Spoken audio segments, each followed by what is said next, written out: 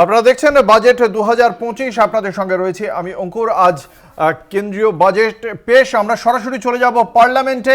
সেখানে ইতিমধ্যেই পৌঁছে গিয়েছেন কেন্দ্রীয় অর্থমন্ত্রী নির্মলা সীতারামন। আপনারা দেখতে পাচ্ছেন তার হাতে রয়েছে সুদৃশ্য এনভেলপে মোড়া সেই ট্যাব, যেখান থেকে আজকে বাজেট পেশ করতে চলেছেন। 2024-এর লোকসভা নির্বাচনে জিতে তৃতীয়বারের জন্য মোদী সরকার এসেছে ক্ষমতায় এবং 2024-এর 23শে জুলাই সর্বশেষ যে বাজেট পেশ করেছিলেন, তারপর এবার সেই অর্থে পূর্ণাঙ্গ বাজেট পেশ করতে চলেছেন। অষ্টমবারের জন্য বাজেট পেশ করতে চলেছেন কেন্দ্রীয় অর্থমন্ত্রী নির্মলা সীতারামন। এক রাশ প্রত্যাশা নিয়ে দেশের মানুষ তাকিয়ে রয়েছে এই বাজেটের দিকে। কতটা সাধারণ মানুষের সুরাহার কথা ভেবে কেন্দ্রীয় অর্থমন্ত্রী বাজেট পেশ করেন, শিল্পক্ষেত্রে কি থাকে, কর্মসংস্থানের জন্য কি ঘোষণা করেন, এই নাকি ভারসাম্যের বাজেট তৈরি হবে, নাকি জনমোহিনী, নাকি সংস্কারের দিকে হাঁটতে পারেন কেন্দ্রীয় অর্থমন্ত্রী, প্রত্যেকটি বিষয় নিয়েই এই মুহূর্তে দেশবাসীর মনে অপার প্রত্যাশা এবং কৌতূহল। ঠিক সকাল 11টায় এই বাজেট পেশ করবেন কেন্দ্রীয় অর্থমন্ত্রী নির্মলা সীতারামন। গতবার বাংলার ভাগ্যে তেমন কিছু জোটেনি বলেই বলেছিল বাংলার শাসক দল তৃণমূল কংগ্রেস। এবার বাংলার ভাগ্যে আদৌ কতটা কি জোটে সেদিকেও তাকিয়ে রয়েছেন বাংলার মানুষ। যেহেতু কেন্দ্রের শরিক দল টিডিপি এবং তার সঙ্গে সঙ্গে জেডিইউ, ফলে গতবার আমরা দেখেছিলাম অন্ধ্রপ্রদেশ এবং বিহারে বেশ কিছু প্রকল্পের ঘোষণা ছিল। এবারের ক্ষেত্রে এখনো পর্যন্ত শরিক দলের প্রতি একটা নির্ভরতা রাখতেই হচ্ছে কেন্দ্রের শাসক দল বিজেপিকে। ফলে এক্ষেত্রে কি পদক্ষেপ করা হয়? এই বছর যদি আমরা তাকাই তাহলে 5 তারিখ দিল্লি বিধানসভা নির্বাচন রয়েছে, আর বছরের শেষে নভেম্বর নাগাদ 243 আসনের বিহার বিধানসভা নির্বাচন। এছাড়া নির্বাচন নেই। ফলে রাজনৈতিক চাপ যে বিরাট কিছু বিজেপির ওপর আছে তেমনটা নয়। ফলে সেক্ষেত্রে সংস্কারের দিকে হাঁটার চেষ্টা আদৌ করবে কিনা বিজেপি সেদিকেও লক্ষ্য রয়েছে। আমরা এ নিয়েই চর্চা চলবে আমাদের বাজেট 2025-এর মঞ্চে। আমাদের সঙ্গে রয়েছেন বিশিষ্ট অতিথিরা। দর্শকদের সঙ্গে পরিচয় করিয়ে দেবো। আমাদের সঙ্গে রয়েছেন বিশিষ্ট অর্থনৈতিক বিশেষজ্ঞ, শিল্প বিশেষজ্ঞ সুপর্ণ মৈত্র রয়েছেন আমাদের সঙ্গে, এবং আমাদের সঙ্গে রয়েছেন রাজ্য বিজেপির মুখপাত্র দেবদাস চক্রবর্তী। আপনাদের দুজনকেই কলকাতা টিভির পক্ষ থেকে স্বাগত জানাই। আমি একদম প্রথমে আজকে যে বাজেট, সেই বাজেট নিয়ে অর্থনীতিবিদের কাছ থেকে জানতে চাইব তার কি প্রত্যাশা রয়েছে। কারণ একদিকে রাজনীতি, অন্যদিকে অর্থনীতি, তার মধ্যে ভারসাম্য, সাধারণ মানুষের প্রত্যাশা, সেখানেও একটা রাজনীতি জড়িয়ে।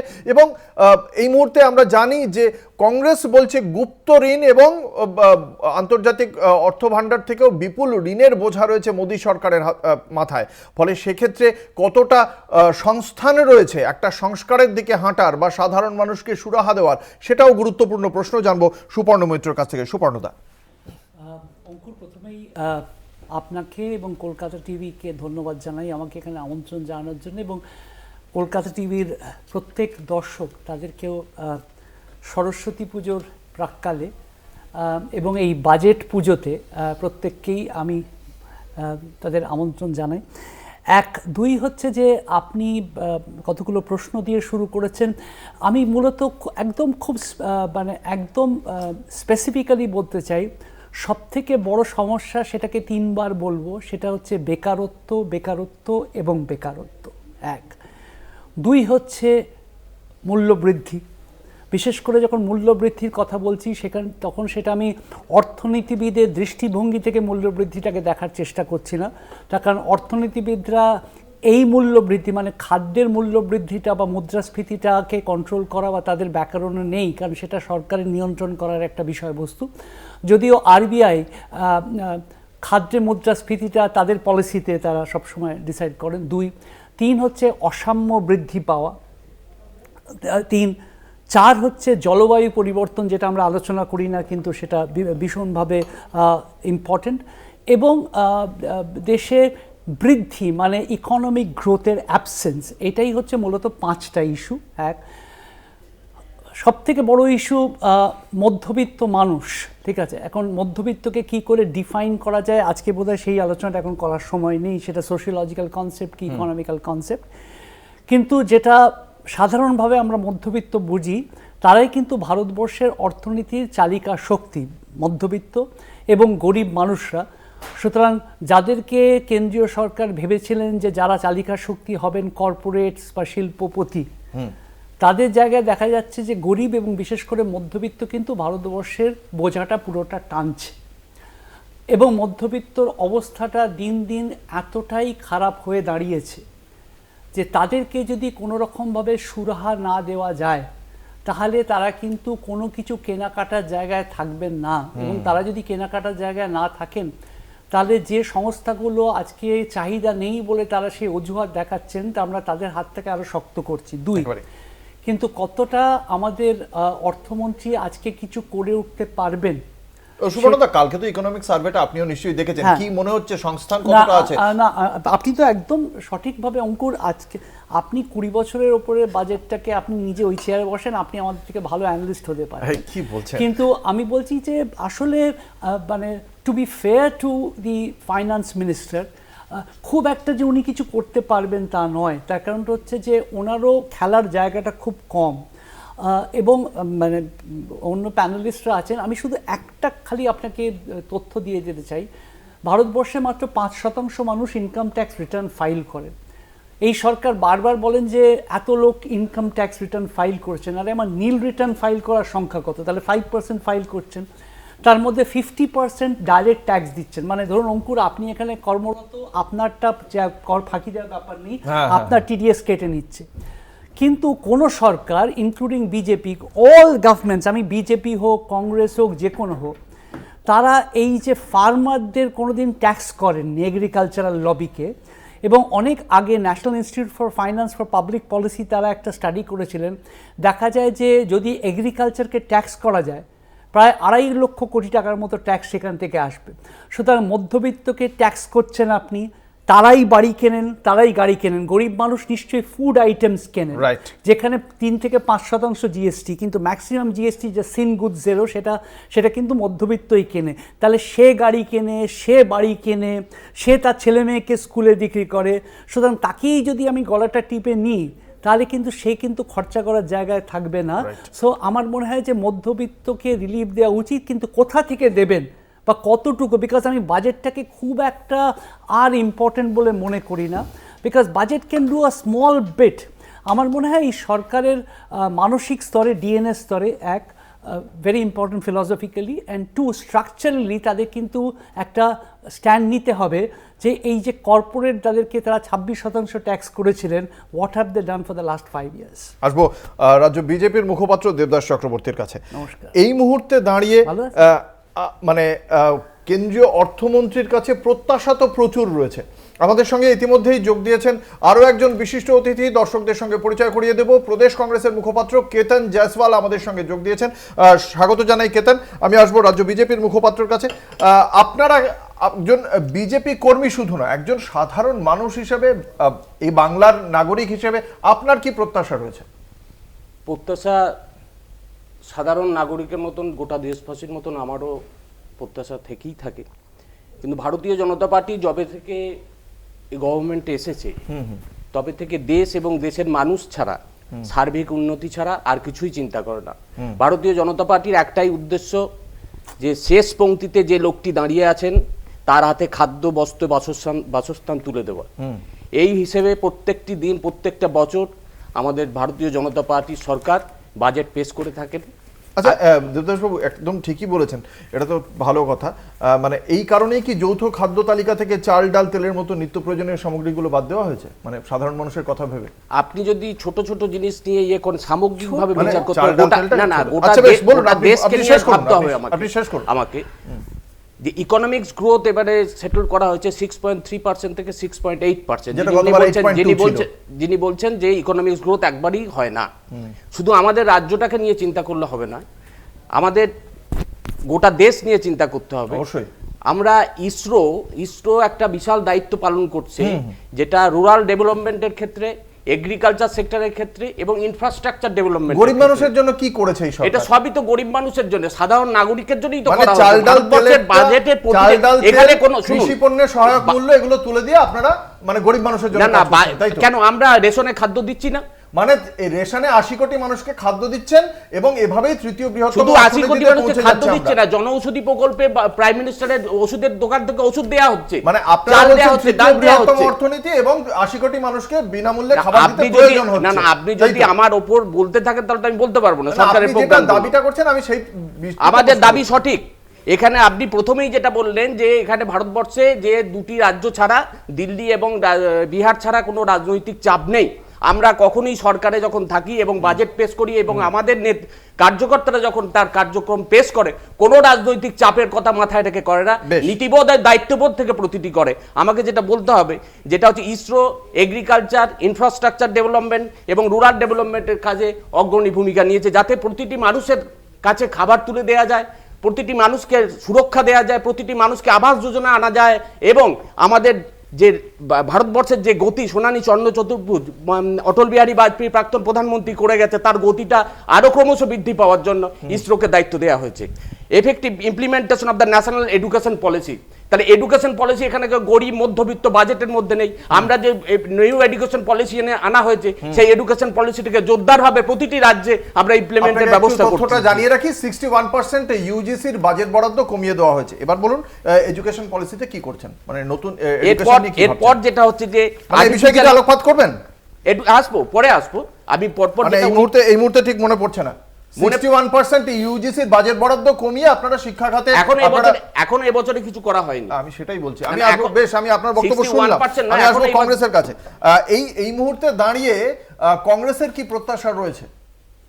না, আমরা তো মানে মোদী সরকার যবে থেকে এসছে, আমরা তো বছরের পর বছর বাজেটগুলো দেখে তারপর মোটামুটি এখন আমাদের কেন দেশের মানুষেরও খুব একটা বাজেটের প্রতি যে আগ্রহটা ছিল সেটা এখন আর নেই। কারণ তারা জানে যে কি হতে চলেছে, যেটা এত বছর হতে চলেছে সেটাই হতে চলেছে। যারা কর্পোরেট, যারা মোদিজিকে সবসময় ফান্ড দেন বা যারা ইলেকট্রাল বন্ড যারা দিয়ে থাকেন বা নানা রকম ভাবে যারা মোদিজিকে সাহায্য করেন, যারা তার বন্ধু, তারা কিছু পার্কস পাবেন, তারা কিছু সুবিধা পাবেন, কিন্তু সাধারণ মানুষ, খেটে খাওয়া মানুষ, এই যে আপনি বলছিলেন যে খাদ্য মানে খাদ্য তালিকা থেকে যে ওগুলো বাদ দেওয়া হয়েছে, চাল ডাল, এগুলো বলছেন ছোট বিষয়। যাই হোক, এডুকেশন নিয়ে বললেন, এডুকেশনটা নিয়ে আমি কালকে যে ইকোনমিক সার্ভে পাস করছে সেখানেও বলা হয়েছে যে দেশে ওখানে মেডিকেল এডুকেশনটা লক্ষ্য করা হয়েছে যে মেডিকেল এডুকেশনে মানে হুড় করে দাম বেড়ে যাচ্ছে। এখন আজকের দিনে মিডিল ক্লাসের নাগাল থেকে বাইরে চলে যাচ্ছে দেশে এডুকেশনের যে খরচা আছে। আর উনি এডুকেশন নিয়ে সব বলছিলেন যে এবার আজকের দিনে বাজেট আসবে, মধ্যবিত্তর উপর আরো ট্যাক্স নানা রকম ভাবে চাপানো হবে। শুধু বাজেট বলে না, 12 মাস কোনো না কোনো ভাবে যারা মিডল ক্লাস, যারা লোয়ার মিডল ক্লাস বা গরিব মানুষের উপর নানা রকম ভাবে সরকার অত্যাচার করে চলেছে, অর্থনৈতিক অত্যাচার। বাকি অত্যাচারের কথা বলছি না, যেহেতু আজকে বাজেট নিয়ে ব্যাপারটা হচ্ছে। এবার আমরা যখন ইউপিএ সরকার আমাদের ছিল, আমরা মানরেগা এনেছিলাম। বলুন তো সেই স্ট্যাচারে, সেই অত বড় যে মানে গরিব মানুষের নিয়ে আপনি বলছিলেন, তো গরিব মানুষের জন্য মানরেগার মতো একটা কোনো রেভলিউশনারি কোনো কিছু করতে পেরেছি? তার ধারে কাছে গিয়ে কিছু করতে পেরেছেন? আচ্ছা, যে রেশনের কথা বলছিলেন সেটাও কিন্তু আমাদের 2013 সালে পাস করে দেওয়া ন্যাশনাল ফুড সিকিউরিটি অ্যাক্টের জন্যই দিতে হচ্ছে। সরকার, কংগ্রেস হোক বিজেপি হোক, government of India is bound, তারা বাধ্য এই খাদ্য দেওয়ার জন্য। এটা বিজেপি নিজের কৃতিত্ব দেখাচ্ছে, কিন্তু না, হ্যাঁ তার মধ্যে যদি আপনারা বরাদ্দ বাড়াতে পারতেন, সামগ্রী যদি বাড়াতে পারতেন, কিছুই করেননি। যেগুলো আমরা দিয়েছিলাম সেগুলোই চালাতে পেরেছেন। তবুও 100 দিনের কাজকে কত খিল্লি করেছিলেন প্রধানমন্ত্রী পার্লামেন্টে দাঁড়িয়ে, যে এটা নাকি monument of the disaster of the Congress. কিন্তু আজকের দিনে আমরা দেখব, যখন ওই কোভিডের সময় যখন অর্থনীতি একেবারে মাইনাস গ্রোথে ছিল, তখন কিন্তু এই প্রকল্পগুলো কংগ্রেসের, যে খাদ্য সুরক্ষা প্রকল্প, এই যে 100 দিনের কাজ, ন্যাশনাল হেলথ মিশন, এগুলো করার জন্য, এগুলোই দেশটা বাঁচিয়েছে। আমি আসবো সুপর্ণদার কাছে। সুপর্ণদা, একটা বিষয় আপনার কাছ থেকে প্রথমত ক্ল্যারিফাই করতে চাইবো, আপনার মূল্যায়নটা জানতে চাইবো। ইকোনমিক সার্ভেতে বলা হচ্ছে ভারতবর্ষের অর্থনীতি একটা পোক্ত ভিতের ওপর দাঁড়িয়ে, এবং রাষ্ট্রপতি দ্রৌপদী মুর্মু গতকাল বলেছেন তৃতীয় বৃহত্তম অর্থনীতির দিকে আমরা সঠিকভাবেই এগিয়ে চলেছি। এই যে দুটো বক্তব্য, এই বক্তব্যটা আপনি কিভাবে বিশ্লেষণ করবেন, কতটা যৌক্তিকতা রয়েছে? দেখুন অঙ্কুর, আমি জানতাম যে আপনি আমাকে ভালোবাসেন, শ্রদ্ধা করেন। আমি না ঠিক সোনিয়া গান্ধী বা প্রিয়াঙ্কা গান্ধীর অবস্থায় পড়তে চাই না, কোনো কন্ট্রোভার্সিতে দিতে চাই না, যে রাষ্ট্রপতিকে নিয়ে কোনো টিপ্পণী আমি করতে চাই না, এক। কিন্তু দুই হচ্ছে, আপনি যদি যখন যে কোনো রাষ্ট্রপতি বা যে কোনো গভর্নরই তো তার সরকার বলেই সেটাকে অ্যাড্রেস করেন, তাহলে সেই সরকার কি বলেছেন আমি সেই জায়গায় যদি একটু বলার, আপনার অনুমতি নিয়ে বলার চেষ্টা করি। প্রথম কথা হচ্ছে যে আমি কোনো সন্দেহ নেই যে ভারতবর্ষে মৌলিকভাবে আমরা যথেষ্ট সবল, মৌলিকভাবে এই নিয়ে কিন্তু কোনো সন্দেহের কোনো জায়গা নেই। এবং আজকে ভারতবর্ষের যদি সবথেকে বড় যেটা শক্তি হতে পারে বলে মনে করি, সেটা হচ্ছে ভারতবর্ষ হচ্ছে পৃথিবীর কনিষ্ঠতম রাজ্য, যেখানে ভারতবর্ষের মিন এজ হচ্ছে 29.5 ইয়ার্স, এবং এই অ্যাডভান্টেজটা থাকবে 2030 অবধি, মানে ডেমোগ্রাফিক ডিভিডেন্ড হতে পারে। আমরা টেকনোলজির সাথে করে ভারতবর্ষ এগোতে পারে, সুতরাং ফান্ডামেন্টালস আর ইন প্লেস। এক, দুই হচ্ছে যে ভারতবর্ষ এতগুলো ফান্ডামেন্টাল থাকা সত্ত্বেও কি আমরা সঠিকভাবে আমরা ভাবতে পেরেছি, আমরা এখন সেই মৌলিক জায়গায় আলোচনার বিষয় বলছি। এখন যদি দেখি যে আজকে প্রাইম মিনিস্টার মোদি এবং আজকে ডক্টর নির্মলা সীতারামন, আমাদের রেসপেক্টেড অনারেবল ফাইন্যান্স মিনিস্টার, তিনি আজকে একটা নজির গড়তে যাচ্ছেন। তার কারণ তিনি আজকে 8 নম্বর বাজেট করছেন, সেটা একমাত্র দুজন করেছিলেন। একটা হচ্ছেন না, চিদম্বরম সাহেব মোরারজি দেসাই করেছেন, কিন্তু সেটা আলাদাভাবে। চিদম্বরম সাহেব 9 বার করেছেন এবং ডক্টর প্রণব মুখার্জি 8 বার করেছেন, but they not under the same prime minister, উনি প্রথম সেটা করছেন। এক, দুই হচ্ছে 2014 থেকে 2024, 25টা আমরা আলোচনা করছি পরে। 2019-এ যখন প্রাইম মিনিস্টার মোদি যখন গেলেন আমেরিকাতে, তখন ট্রাম্পের ক্ষেত্রে, তখন উনি বললেন যে হাউডি মোডি নিয়ে আমরা কথাবার্তা বললাম, এবং কর্পোরেট ট্যাক্সটাকে 26% কথা বলার কথা হলো, এবং উনিও বলেন যে ঠিক আছে, নিশ্চয়ই আমি করব। দেশে ফিরে সেটা করলেন, এবং তার কোনো দোষ নেই। তার কারণ উনি মনে করলেন যে কর্পোরেটরা এমনভাবে বললেন যে অন্য OECD দেশগুলোতে বা অন্য আসিয়ান কান্ট্রিগুলোতে যদি তার বেশি করা হয়, তাহলে এখান থেকে ক্যাপিটাল অন্য দেশে চলে যাবে। ঠিক আছে, তাহলে 2019 থেকে 2024, তাহলে 14 থেকে 19 আমরা একটা দেখেছি, 19 থেকে 24 আরেকটা দেখছি যে পার্সোনাল ইনকাম ট্যাক্স এবং জিএসটি এই দেশটাকে চালাচ্ছে, তাহলে গরিব মানুষ এবং মধ্যবিত্ত মানুষ চালাচ্ছে। তাহলে যাদেরকে আমরা কর্পোরেট ট্যাক্স দিয়েছি, এক্সপেক্ট করেছিলাম যে তারা কর্মসৃষ্টি করবেন, এক, এক্সপেক্ট করেছিলাম যে তারা ট্যাক্সে কন্ট্রিবিউট করবেন, তারা অজুহাত দেখাচ্ছেন বারবার যে এখানে নাকি কোনো রকম চাহিদা নেই। সারা পৃথিবীতে তো চাহিদা কমে যায়নি, তখন সবসময় তো ইউক্রেন আর ওই বরগুলো হচ্ছিল না, তাহলে তারা কেন সেটা করেননি? সুতরাং আমরা এই সরকারকে সেটা বোধহয় রিভিজিট করার দরকার। এক, আরেকটা হচ্ছে আমি ভাই কেতনের সাথে একমত, যে কেতন যখন মানরেগা নিয়ে কথা বলছিলেন আমি একমত, এবং মানরেগাটা হচ্ছে সংসদে, এটা হচ্ছে কিন্তু এটা পাস করা আইন, ঠিক আছে, সেখানে 100 দিনের কাজ পেতেই হবে। এই সরকারের বরাদ্দ গত বছর সব থেকে বেশি বরাদ্দ করে 86,000 কোটি টাকা বরাদ্দ করেছিলেন, যাতে হিসেব করলে মাত্র 48 দিনের কাজ পাওয়া যায়। সুতরাং that is one element which we will have to look in to the thing. সুতরাং আমরা কিন্তু কোনো এখানে বিজেপি কংগ্রেস এই আলোচনাগুলো করতে আসিনি, আমরা আমাদের দেশ, আমাদের বাজেট, এবং আমরা এই আলোচনাগুলো করতে এসেছি যে কর্পোরেটকে যে টাকা দিয়েছি তাতে আমার লাভটা কি হলো। এক, আর খালি ভাই কেতনকে বলি, একমাত্র বিজেপিকে ইলেকট্রাল বন্ডের ব্যাপারে দোষ দিয়ে লাভ নেই। তার কারণটা হচ্ছে বিজেপি সব থেকে বেশি ইলেকট্রাল ফান্ড থেকে করেছে, কিন্তু তার যা রোজগার করা উচিত সাইজ অনুযায়ী সেটা করতে পারেনি। এক, দুই হচ্ছে কংগ্রেসের যথেষ্ট, কেন অডিট রিপোর্ট কিছুদিন আগেই জমা পড়েছে, কংগ্রেসের রোজগারও ইলেকট্রাল বন্ড থেকে বেরিয়েছে। আর তৃণমূল কংগ্রেসকেও আমি কনগ্র্যাচুলেট করতে চাই, কেন এরকম একটা ছোট্ট আঞ্চলিক দল হয়ে তারা বিআরএসকেও বিট করে দিয়ে সব থেকে টপ ইলেকট্রাল ফান্ডিং রেসিপিয়েন্ট। ফলে এই বিষয়গুলো চর্চায় থাকবে। দেখা যাক এই অভিযোগের, কংগ্রেসের অভিযোগের কি উত্তর রয়েছে রাজ্য বিজেপির কাছে। একটা ছোট্ট বিজ্ঞাপনী বিরতির পর ফিরে আসছি আলোচনায়, সঙ্গে থাকুন। ফিরে এলাম বিরতির পর, আপনারা দেখছেন বাজেট 2025, আপনাদের সঙ্গে রয়েছে আমি অঙ্কুর। বিরতিতে যাওয়ার আগে এই বাজেটের প্রত্যাশা এবং তার বিশ্লেষণ শুনছিলাম অর্থনীতিবিদ এবং প্রদেশ কংগ্রেসের মুখপাত্রের কাছ থেকে। অবশ্যই উত্তর শুনতে চাইবো রাজ্য বিজেপির মুখপাত্র দেবদাস চক্রবর্তীর কাছ থেকে। দেবদাস বাবু, মনরেগার ব্যাপারে যিনি বলছেন তাতে ওনাকে আশ্বস্ত করি, ইসরোকে এর জন্য প্রধান দায়িত্ব দেওয়া হয়েছে মনরেগা ইমপ্লিমেন্টেশন, এবং ইসরো স্পেস রিসার্চ অর্গানাইজেশন, তাকে এই কিসের দায়িত্ব? ISRO playing a crucial role on the rural development scheme like Monrega and PM কৃষি সঞ্চয় যোজনা। এক সেকেন্ড, আমরা জানতাম যে মানে কালকে আমাদের মাননীয় রাষ্ট্রপতি উনি যে রাজ্য মানে সরকার যেটাকে দিয়ে দেয় সেটাকে পড়তে হয়, এটাই আমাদের নিয়ম। কিন্তু বা আজকের দিনে আমাদের অনারেবল ফাইন্যান্স মিনিস্টার তিনিও বাজেটটা পড়বেন, কিন্তু টিভি চ্যানেলে এসে যদি বিজেপির মুখপাত্র এইভাবে যদি মানে একদম না বুঝে ইসরো নাকি মানরেগার কাজে লাগবে, মানে বুঝতে পারছি না। হয়তো উনি জানেন, আমরা বুঝতে পারছি না, একটু বলুন। এই পরেরটা আছে, আমি আমাকে রিসার্চ অর্গানাইজেশন কিভাবে রুরাল এমপ্লয়মেন্টটা করবে জেনারেট একটু বুঝিয়ে বলুন। হ্যাঁ, বুঝিয়ে আমি বলে দেবো আপনাকে, আমাকে টাইম দিন, আমি পরেরটা যাচ্ছি। এটা আপনি বলুন না, বলবো আমি আপনাকে পরের প্রসঙ্গটা আছে, পরের টার্মে গিয়ে আমি আপনাকে বলে দিতে পারি, কিন্তু আমি ওনাকেই চাই বলুন। হ্যাঁ ঠিক আছে, আমি বলে দেবো আপনাকে, আমাকে একটু টাইম দিন। ইন্ডিয়ান আর্টিফিশিয়াল ইন্টেলিজেন্স মোশন যেটা প্রোটেক্ট দ্য ফ্রড, সেটা এই বাজেটে ইম্পর্টেন্স দেওয়া হচ্ছে। এরপর দেওয়া হচ্ছে budget focus on agriculture sector, fast moving consumer goods, যেটা যেটা ইউএস ডলার 220 বিলিয়ন। প্লিজ, আপনি বাজেট নিয়ে বলছেন না ইকোনমিক সার্ভে নিয়ে বলছেন? যেটা এই বাজেটে ফোরকাস্ট হবে, ইকোনমিক সার্ভে কথা বলছি। আমি ওটাই বলছি, আপনি বলছেন বাজেটে বলছি, বাজেট যেটা হাইলাইটস হবে, আপনি বলতে দিন, আপনি চুপ থাকুন।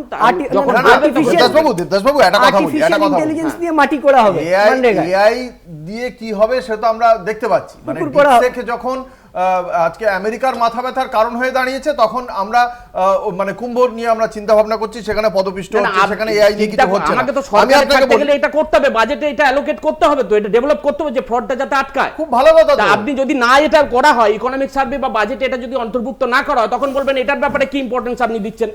তাহলে আমি যখন যদি করি তখন বলবেন কেন করা হচ্ছে, আমেরিকা এটা করছে, আপনার কি ইম্পর্টেন্স আছে। আর যদি না করি তখন বলবেন যে করা হচ্ছে। আমি তো একবারও বলছি না এটা করার প্রয়োজন নেই। এরপরে আছে budget focus on agriculture sector, fast moving consumer goods, budget deficit fiscal year 2025 is approximate 1.9 সার্ভেটা trillion কি dollar। বলা হয়েছে কালকের থেকে কলকাতা টিভির দর্শক সেটা দেখছে, ইকোনমিক সার্ভেতে কি গেছে। নতুন করে আমি সেটা শুনবো না। আমি বলছি আপনার কাছে ঠিক এটাই, যে এই ইকোনমিক সার্ভের ওপর আমরা কেন আস্থা রাখবো। গত 10 বছর ধরে যে পদক্ষেপগুলো আমরা দেখেছি, যেটা একটু আগে সুপর্ণদার তথ্য দিয়ে বললেন, যে আপনারা বলছেন প্রান্তিক মানুষের জন্য আপনারা চিন্তা করেন, কিন্তু আপনারা বাজেট অ্যালোকেশন 86,000 কোটি টাকা রেখে 48 দিন কাজের বন্দোবস্ত করছেন, 100 দিনের কাজের কথা বলছেন না। যদিও সেটা একটা অ্যাক্ট, আইন, যে 100 দিনের কাজ দিতে হবে, কিন্তু আপনারা বাজেট অ্যালোকেশনটাই এমন ভাবে করছেন 48 দিনের কাজের বন্দোবস্ত। আমি লাস্ট 5 ইয়ার্স এই প্রশ্নের উত্তরটা আপনার কাছে শুনতে চাইবো। লাস্ট 5 ইয়ার্স এর কথা বলছি, পার্টিকুলার এই রাজ্যের জন্য, যে লাস্ট 5 ইয়ারে centre has release 5.36 lakh crore. কি রিলিজ করেছে সেটা বিষয় না, বাজেট অ্যালোকেশনটাই 86,000 বলছি, আমাকে বলতে দিন। 86,000 কোটি টাকা বাজেট অ্যালোকেশন ছিল, তাতে 48 দিনের জব ক্রিয়েশন হয়। আপনি আমাকে বলতে দিন, তবে তো বলবো, না বলতে দিলে কি করে বলবো। রুরাল ডেভেলপমেন্টের জন্য 93,172 কোর্স বাজেট অ্যালটমেন্ট করা হয়েছে লাস্ট 5 ইয়ার্সে। 2,151 কোটি টাকা স্বচ্ছ ভারত মিশনের জন্য, 13,469 কোটি টাকা আরবান ডেভেলপমেন্টের জন্য। আপনি কি উত্তরটা দিলেন বলে আপনার মনে হচ্ছে? কোনটা? মানে সুপর্ণদা যে প্রশ্নটা করেছেন আপনি তার উত্তর দিয়েছেন। আমাদের বাজেট অ্যালোকেশন আচ্ছা বেশ, দেখি বাকিরা আপনার কথা কি মনে করছে, আমি সেটা অবশ্যই শুনবো, কিন্তু তার আগে একটা ছোট্ট বিজ্ঞাপনী বিরতি নেব, সঙ্গে থাকুন। ফিরে এলাম বিরতির পর। আপনারা দেখছেন বাজেট 2025। আসবো দেবদাস চক্রবর্তী, রাজ্য বিজেপির মুখপাত্রের কাছে। আপনি বলছিলেন আপনার বক্তব্য সম্পূর্ণ করবেন, বলুন। ইসরোকে যে দায়িত্ব দেয়া হয়েছে এগ্রিকালচার বা মঙ্গেরা বা আপনার মঙ্গেরা নয়, মনরেগা, এর সঙ্গে যেটা রয়েছে যে পিএম কৃষি যোজনা, এর যে পূর্ণাঙ্গ যে ডেটা, এটা ইসরোর যে অধিকর্তা বা যারা এমপ্লয়ি, তার তো মাটি কাটতেও যাবে না বা এগ্রিকালচারের যেখানে করতে যাবে না। যোজনাটা কি পিএম দিয়ে চাষ করবেন, মানে একটু বুঝান না ব্যাপারটা। না, পুরো ডেটাটা কালেকশন করতে হবে তো, যে পিএম কৃষি যোজনা আমি একটু বুঝতে চাই, আমি জানি না। সেখানে পিএম কৃষি যোজনা শুধু একটা প্রকল্প নেই তো, বিভিন্ন, তাকে সাবসিডি দেওয়ার ব্যাপার আছে। দুটো বলুন, মানে কি সুবিধা পায় চাষিরা, কি সুবিধা পায়? লোন দেয়া হয়, আপনার ইন্টারেস্ট সাবসিডি দেয়া হয়, যন্ত্রপাতি প্ল্যান্টার মেশিনারি কেনার জন্য এগ্রিকালচার দেয়া হয়। রয়েছে কিষান ক্রেডিট কার্ড তো অনেক বছর ধরে রয়েছে। এই যে আপনি বললেন প্রধানমন্ত্রী, সবই তো ভারতবর্ষে ছিল। অবশ্যই ছিল। বিজেপি আমি এবার 10 সেকেন্ড বলি, প্লিজ 10 সেকেন্ড। সবই তো ভারতবর্ষে ছিল। এটাই হচ্ছে মূল বিষয়, যে আপনারা 2014 সালে একটা মজবুত অর্থনৈতিক ভিত পেয়েছিলেন। You people have got an strong ভিত, but you are fail to capitalise on that. আপনারা যা পেয়েছিলেন সেটাকে আপনারা এগিয়ে নিয়ে যেতে পারেননি।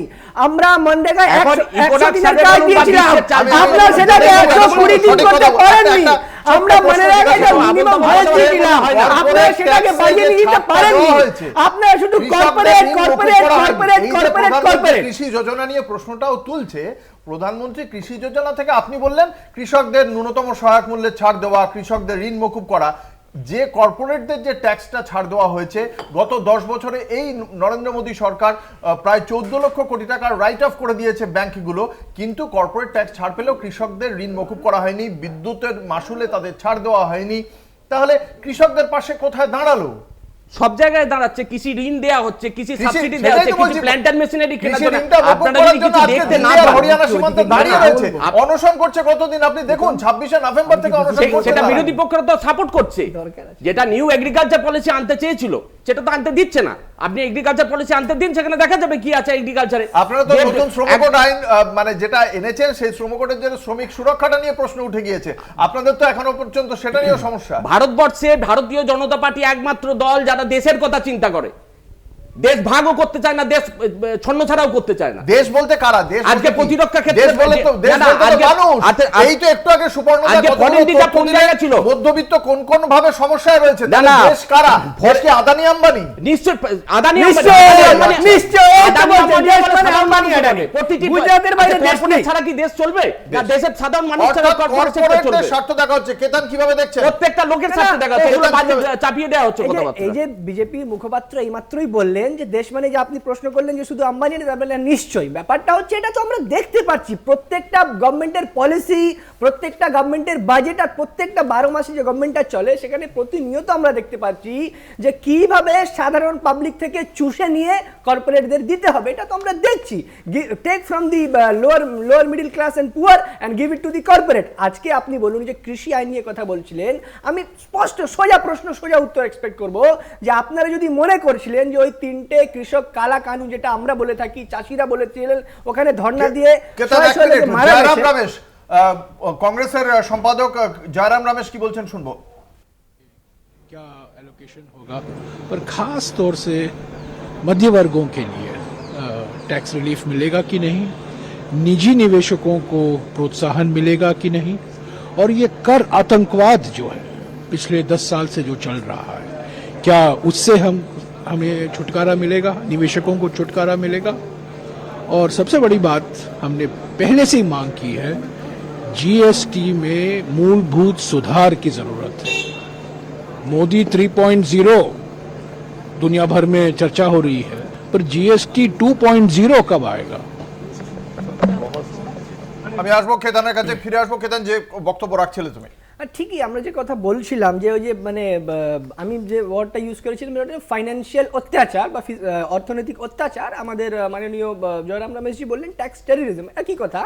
তো যেটা ট্যাক্স টেররিজম চলছে জিএসটির ক্ষেত্রে দেখুন না আপনি 18%, 28%। তো জিএসটির আমরা একটা সিম্পলিফিকেশন, সব থেকে বড় একটা হচ্ছে তার একটা রিজনেবল একটা রেট করা হোক, কমানো হোক। এছাড়া সিম্পলিফিকেশন মানে যারা জিএসটি ফাইল করেন তাদেরও খুব মানে যারা বিজনেসম্যান তারাও খুব এটা নিয়ে খুব একটা তারা মানে ইজিলি তারা করতে পারেন না। ব্যাপারটা হচ্ছে আপনি বেশি বেশি ট্যাক্স নিলেই যে রেভিনিউ বেশি হবে এরকম কোনো থিওরি নেই। আপনি বরঞ্চ আপনি যদি ট্যাক্সটা কম নেন তাহলে বেশি লোকেরা ট্যাক্স দিতে ইচ্ছুক হবে, যারা ওই যে ট্যাক্স চুরি করার যে টেন্ডেন্সি সেটা কমবে। আর তো আলটিমেটলি আপনারা যদি ঠিকঠাকভাবে ম্যানেজটা করেন, যদি সিম্পলিফাইড ভাবে ট্যাক্স একটা প্রসেস থাকে, তাহলে আপনারা ট্যাক্সের কম রেট নিয়েও রেভিনিউ বেশি জেনারেট করতে পারেন।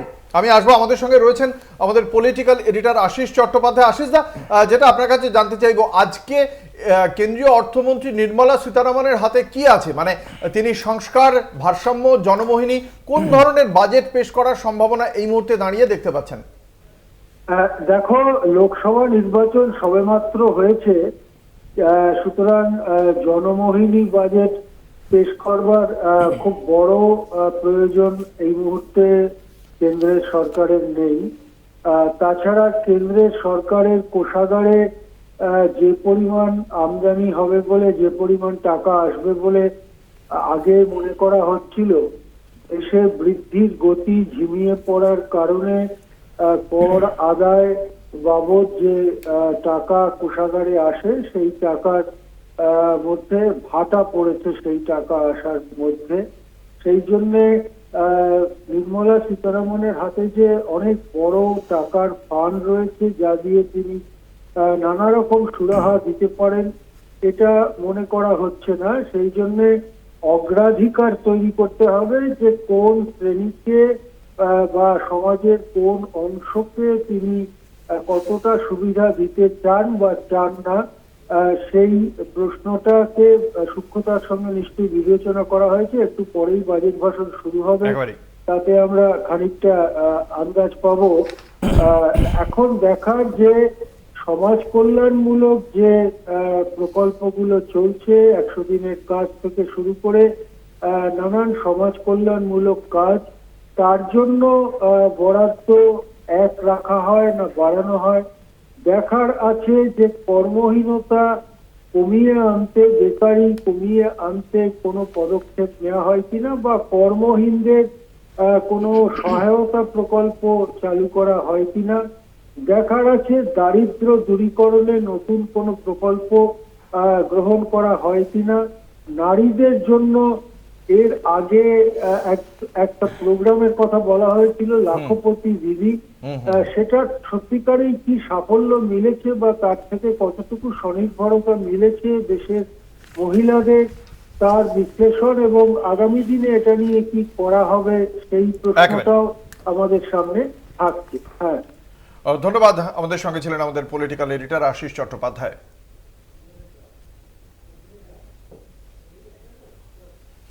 নিয়ে নেব একটা ছোট্ট বিরতি, সঙ্গে থাকুন। ফিরে এলাম বিরতির পর। আপনারা দেখছেন বাজেট 2025, আপনাদের সঙ্গে রয়েছে আমি অঙ্কুর।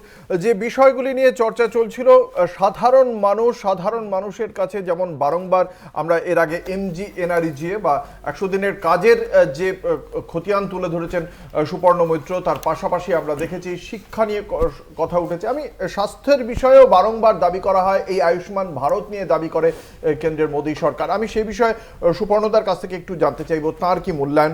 সুপর্ণদা, আমরা গত বৃহস্পতিবার দেখলাম IRB এর পক্ষ থেকে ঘোষণা করা হলো যে প্রবীণ নাগরিকদের যে স্বাস্থ্য বীমা সেখানে 10%-এর বেশি বাড়াতে পারবে না প্রিমিয়াম।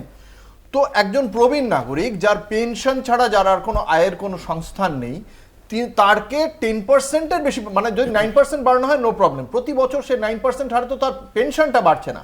তাহলে এই যে এটা চাপিয়ে দেওয়া, এটা কি মানে একটা পেনশনভোগী মানুষের ওপর চাপ বাড়াচ্ছে না?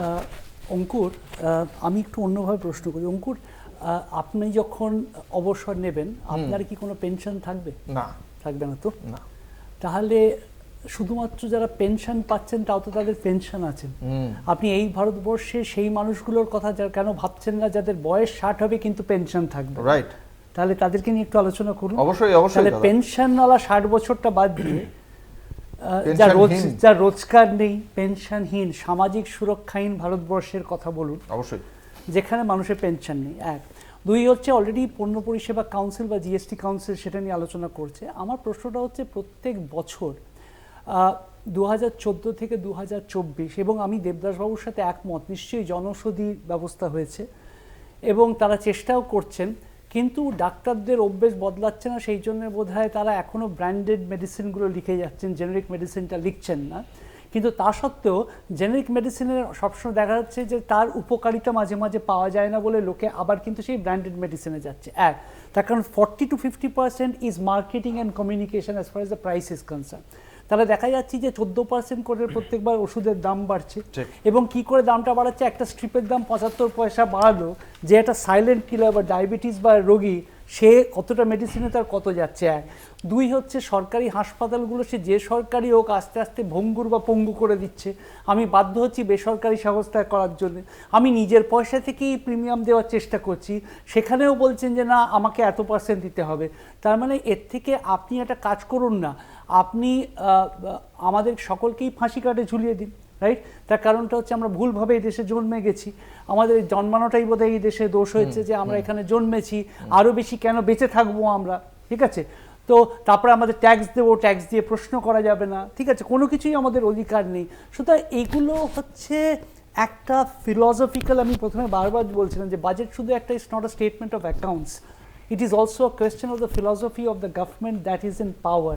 আমার মনে হয় যে এটা GST কাউন্সিল যদিও আলোচনা করছেন, এবং আমার উচিত যে প্রত্যেকটা রাজনৈতিক দল এই বিষয়ে কিন্তু সহমত হওয়া উচিত যে মানুষকে বেসিক জায়গাগুলোতে তারা রিলিফ দেবেন।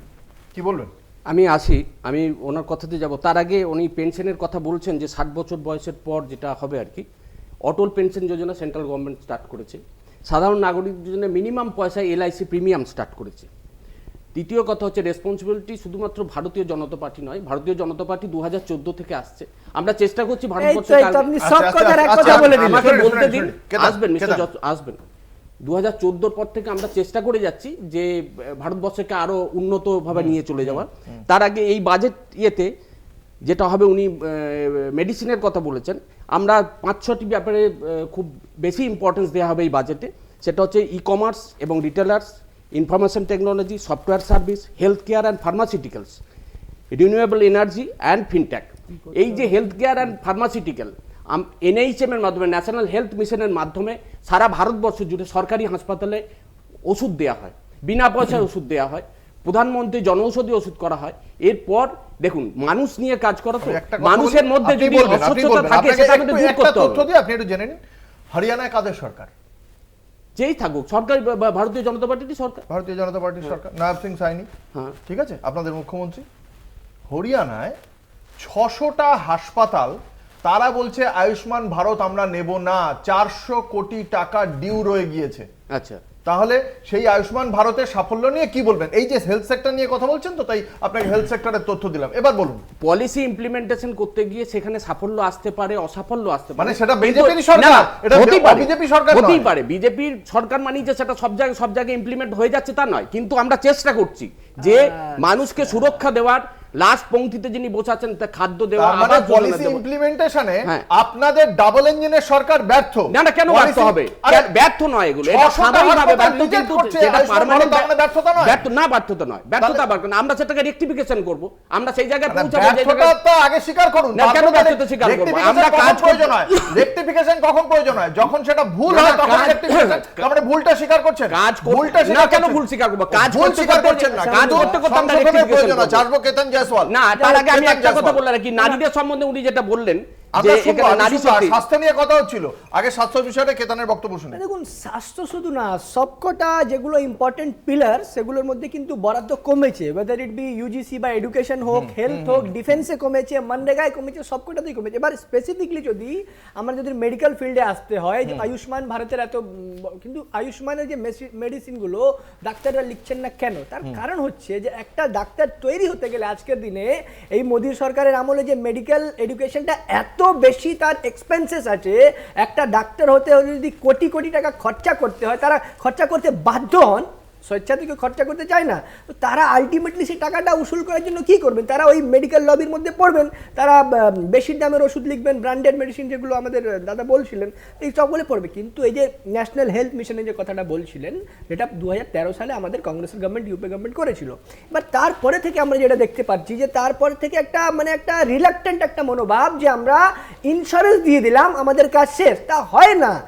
আপনি মেডিকেল ইনফ্রাস্ট্রাকচার কি বিল্ড আপ করেছেন সেটার কোনো উত্তর সরকারের কাছে নেই, শুধু কেন বললেই নেই? বলে কেন? দেবে। আপনার সময় আমি বলিনি, আমি যদি বলতে শুরু করি পুরো বলতে পারবেন না দাদা, প্লিজ সাবধান।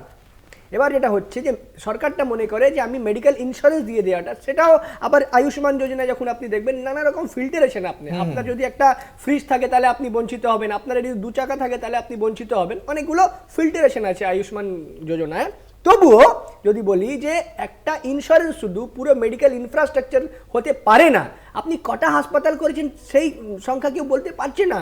আমরা কংগ্রেসের সরকার অনেক আগে থেকে এইমস বা এরকম অনেক রকম আমরা ইনস্টিটিউট করেছি, যেখানে একটা মানে ফার্স্ট ক্লাস মেডিকেল ট্রিটমেন্ট হয়। আজকের দিনে বিজেপির হোক, কংগ্রেসের যে কোনো নেতা আমরা দেখি যখন তারা অসুস্থ হন, তারা কিন্তু এমসেই যেতে হয়। তাহলে মেডিকেল ইনফ্রাস্ট্রাকচারে একটা দাগ কাটতে পারলেন না 11-12 বছর সরকারে, আর মেডিকেল নিয়ে বড় শুধু ব্র্যান্ডিং আর মার্কেটিং দিয়ে দেশটা চলে না। বেশ, আসবো সুপর্ণ মৈত্রর কাছে।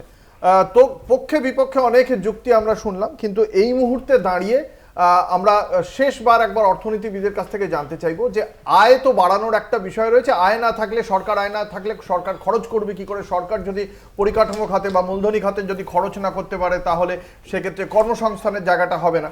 আমার সুপর্ণদার কাছে প্রশ্ন হচ্ছে গিয়ে, আয় বাড়াতে হলে আমরা একেবারেই মানে লেম্যান, আমরা অর্থনীতিটা জানি না, রাজস্বের আদায় বাড়ানো, খরচ কমানো, মানে আমার সেই জায়গা যদি হয়, তাহলে অর্থমন্ত্রী আয় বাড়াতে এখন কি কি করতে পারেন বা মুদ্রাস্ফীতি রোধেই বা কি কি করতে পারেন বলে মনে হচ্ছে এই মুহূর্তে? দেখুন, প্রথম কথা হচ্ছে এই সরকারকে আমি কনগ্রাচুলেট করতে চাই। তার কারণটা হচ্ছে তাদের যে ফিসকাল ম্যানেজমেন্টের জায়গাটা তারা যথেষ্ট ভালোভাবে করার চেষ্টা করেছেন, এবং সেটাই তারা আজকে বড় বড় করে নিশ্চয়ই বলবেন যে তারা রাজস্ব ঘাটতি বা ফিসকাল ডেফিসিটটা 4.5% অফ জিডিপি করেছেন। কিন্তু ব্যাপারটা হচ্ছে ওইটা রাখতে গিয়ে কি তারা এসেনশিয়াল খরচাগুলো করেননি, এটা একটা প্রশ্ন থাকবে। 1, 2 হচ্ছে বারবার যেটা প্রশ্ন আসবে, এবং প্রাইম মিনিস্টার মোদিও অলমোস্ট একটা সোশ্যালিস্ট ফর্ম অফ গভর্নমেন্টই চালাচ্ছেন, তাকে 80 কোটি মানুষের জন্য রেশন দেওয়া। তার কারণ উনি বুঝে গেছেন এই কর্পোরেটগুলোকে দিয়ে কিছু হবে না। সুতরাং আজকে প্রাইভেট ইনভেস্টরদেরকে কিন্তু তারা যতক্ষণ না ইনভেস্ট করছেন, আপনি পাবলিক ইনভেস্টমেন্টের ওপরে কিন্তু খালি জব ক্রিয়েশন বা এর ওপরে নির্ভর করে থাকতে পারবেন না। সুতরাং প্রাইভেট ইনভেস্টরদের করতে হবে। প্রাইভেট ইনভেস্টররা কেন করছেন না? হয়তো সরকার, দেবদাসবাবুর জায়গায় যদি আমি থাকতাম, তাহলে দেবদাসবাবু হয়তো বলতেন, যেটা সরকার বলে থাকছে, যে আমি তো 4টে জিনিস করেছি, আমি ব্যাড ব্যাংক, মানে আমি একটা ব্যাড ব্যাংক তৈরি করেছি। আচ্ছা, ওয়েভিং আর রাইটিং অফ কিন্তু ডিফারেন্ট, ঠিক আছে?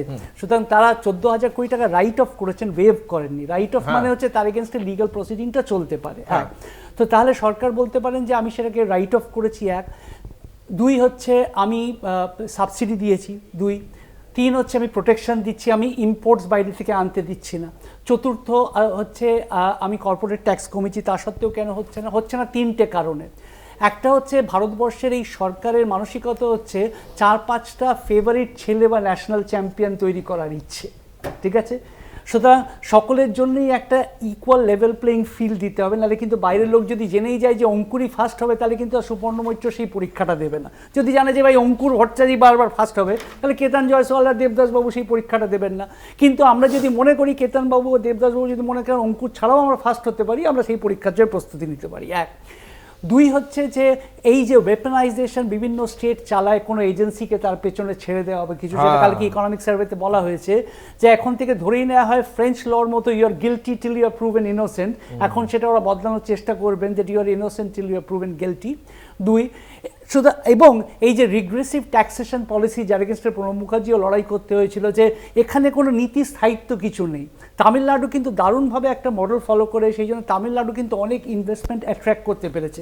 যখন ফোর্ড সিদ্ধান্ত নিয়েছিল যে আমরা এই দেশ ছেড়ে চলে যাব, তামিলনাড়ু কিন্তু তাদের ধরে রাখতে চায়নি, তারা কীভাবে দেশ ছেড়ে চলে যায় সেটা তারা হেল্প করেছিলেন।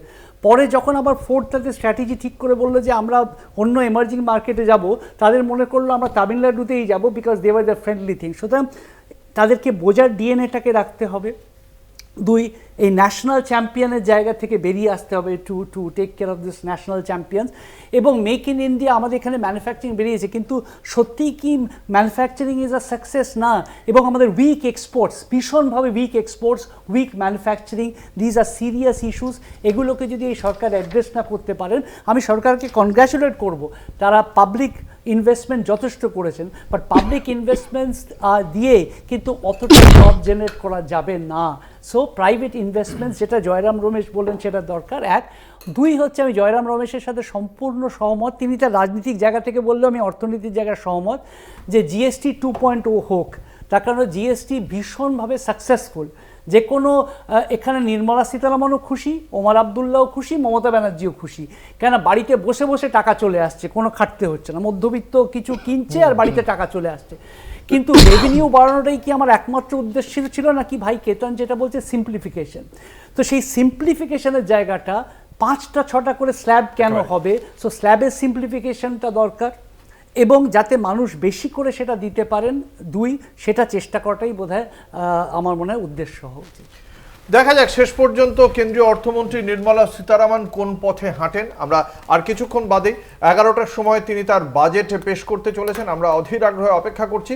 কলকাতা টিভির পর্দায় লাইভ দেখুন সেই বাজেট, এবং তার সঙ্গে সঙ্গে থাকবেন বিশিষ্ট অতিথিরা, সেই বাজেটের বিশ্লেষণও আমরা শুনবো। আপাতত বাজেট 2025 এখানেই শেষ করছি। আমাদের সঙ্গে ছিলেন দেবদাস চক্রবর্তী, সুপর্ণ মৈত্র, কেতন জয়সওয়াল। আপনাদের প্রত্যেককে আপনাদের মূল্যবান মতামতের জন্য অসংখ্য ধন্যবাদ। শেষ করছি বাজেট 2025। দেখতে থাকুন কলকাতা টিভির রাত দিন 7 দিন।